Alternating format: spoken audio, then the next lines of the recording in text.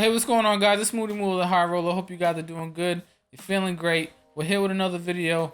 In today's video, we're going to be going over how to control your opponent and maintain a dominant position over them while you're grappling or doing jiu-jitsu, MMA, all that fun stuff. I have 5 different keys to success when it comes to maintaining a dominant position. We're going to cover those, and then I'm going to analyze a few minutes of DC versus Dan Henderson to show you an example of exactly what I'm talking about. So let's get into this video. I'm not trying to waste anybody's time. If you guys get any value from this, please jab that like button for me, and make sure you guys hit the subscribe button and notification bell to get updated with any of my future videos. And so let's get started. Like I said, guys, I have 5 keys to success when it comes to having a great top game. So the first thing to keep in mind when maintaining a dominant position over your opponent is actually more of a philosophy. It's 4 different things you guys have to keep in mind.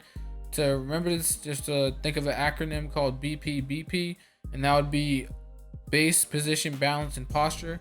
You guys want to maintain those 4 things and eliminate those from your opponent. So take away their base, take away their balance, take away their position, and take away their posture. And to have keys to having a great base would be having a very wide base and almost like a frog stretch type of position. And let's say for side control, for instance, you want one knee in their armpit and one knee inside of their hip.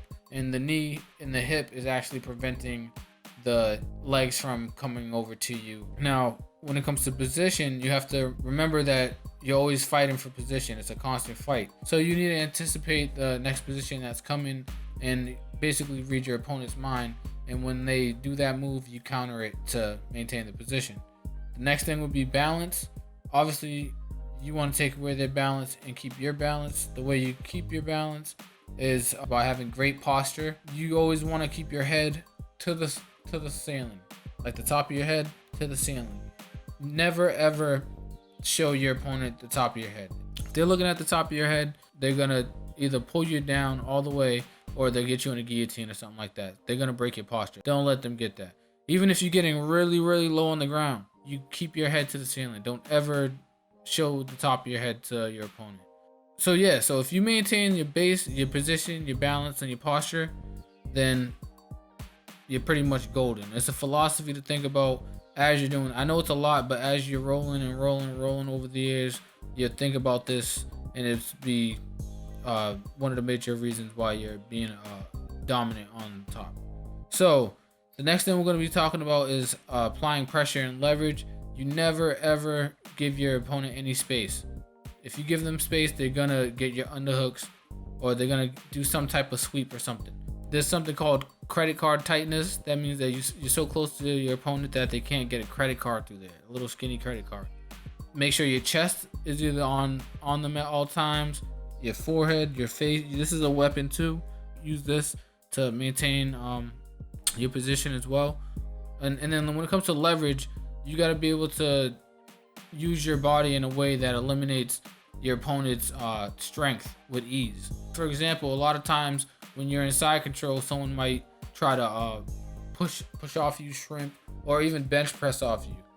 When their arms are stretched out, you don't want to just keep fighting with their elbow, like they're using their elbow to keep you in place. What you want to do is, if you're flat squared, if your hips are square to them, you want to turn your hips and apply the pressure towards them.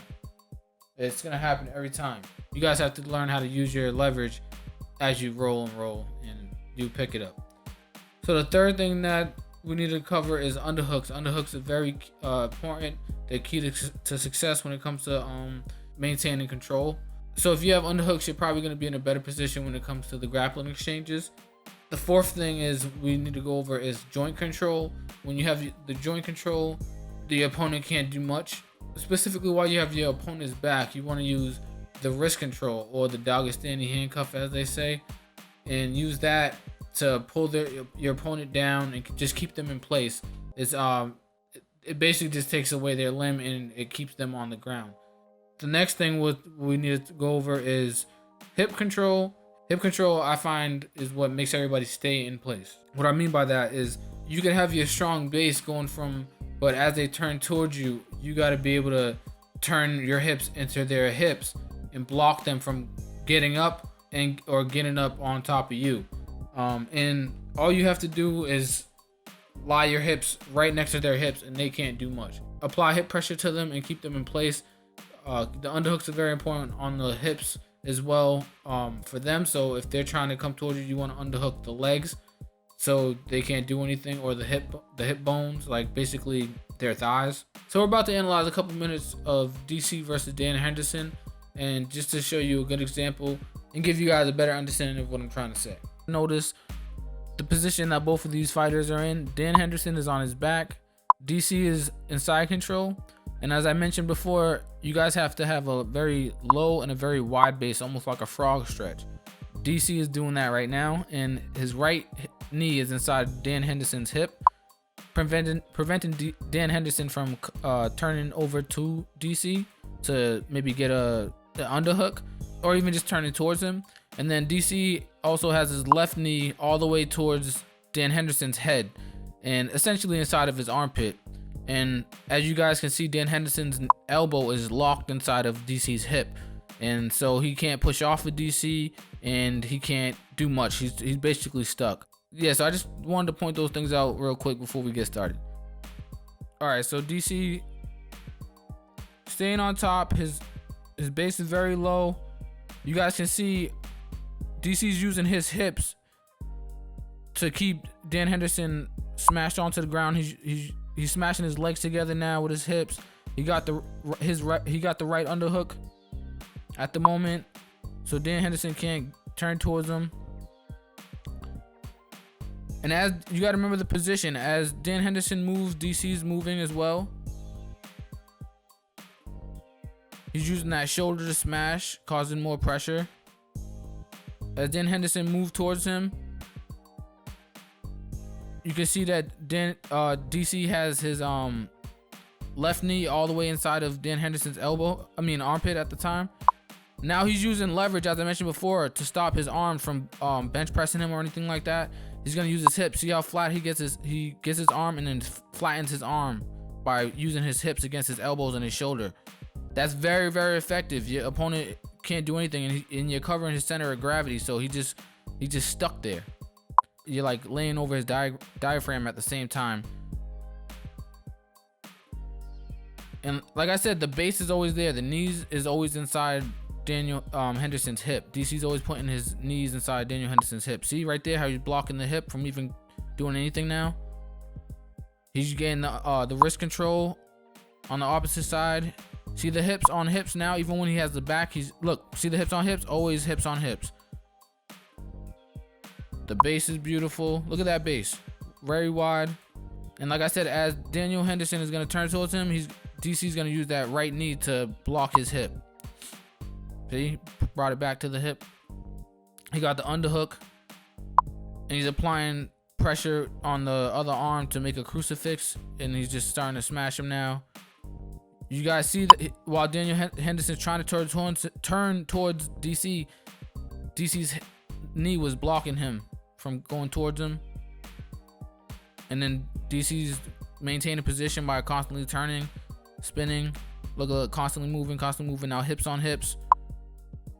Even when you have the back, you get hips on hips. It's always hips on hips. The guy can't go anywhere. You stick to him. Got the handcuff.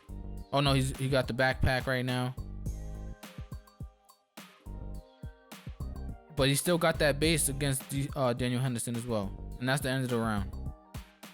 But yeah, guys, if you guys follow these tips, I'm pretty sure you guys will be able to smash your opponents, maintain position, and be a real problem and make your opponents uncomfortable. So if you guys did learn anything from this, please hit that like button, follow me on Instagram, hit the subscribe button and notification bell if you guys want to get updated with future videos. If you guys got any questions about BJJ, grappling, or martial arts, anything like that, let me know in the comments so I can get back to you as soon as possible. And until next time, man, I appreciate you guys for watching. I'll see you later. Peace.